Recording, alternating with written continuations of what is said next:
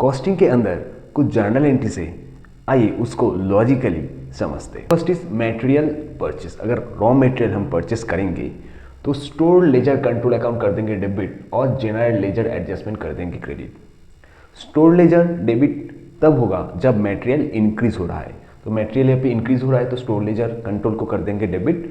और क्योंकि material purchase करने से हम कैश पेमेंट करते हैं या फिर क्रेडिट में अगर परचेस करते हैं तो लायबिलिटीज इंक्रीज होता है, in that case general ledger adjustment को कर देंगे क्रेडिट।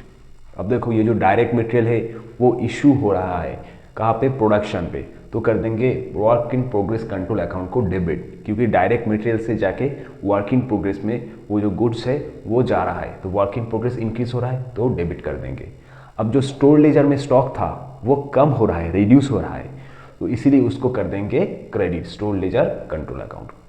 अब allocation of indirect labour to factory overhead.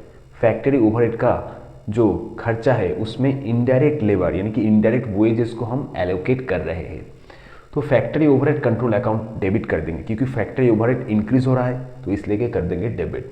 और वेजेस कंट्रोल अकाउंट को कर देंगे क्रेडिट।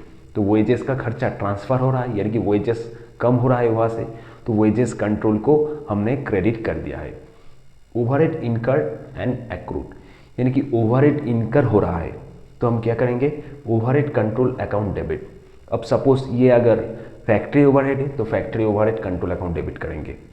ये यहाँ पे अगर सेल्स ओवरहेड है तो सेल्स ओवरहेड को कर देंगे डेबिट। तो जो भी ओवरहेड है उसका खर्चा इंक्रीज हो रहा है तो कर देंगे डेबिट। और क्रेडिट किसको करेंगे, जनरल लेजर एडजस्टमेंट अकाउंट, क्योंकि यहाँ पे खर्चा इनकर हो रहा है इसलिए ही तो जनरल लेजर एडजस्टमेंट अकाउंट को कर देंगे क्रेडिट।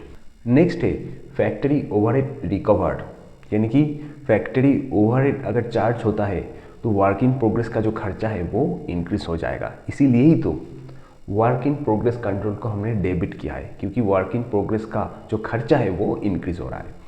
और to production overhead control account को हम क्रेडिट कर देंगे। ओवर एब्जॉर्ब यानी कि ओवरहेड ज़्यादा एब्जॉर्प्शन हमने कर लिया है तो पर्टिकुलर ओवरहेड जो है उसको कर देंगे डेबिट और कॉस्टिंग पीएल को कर देंगे credit.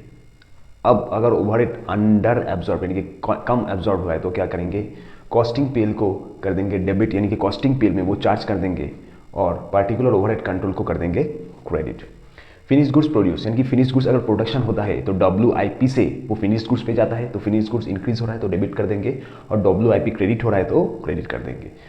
Shortage of material due to abnormal reason, तो मटेरियल शॉर्ट हो रहा है यानी कि लॉस हो रहा है तो कॉस्टिंग पीएल को कर देंगे डेबिट, और कम हो रहा है स्टॉक तो स्टोर लेजर को कर देंगे क्रेडिट।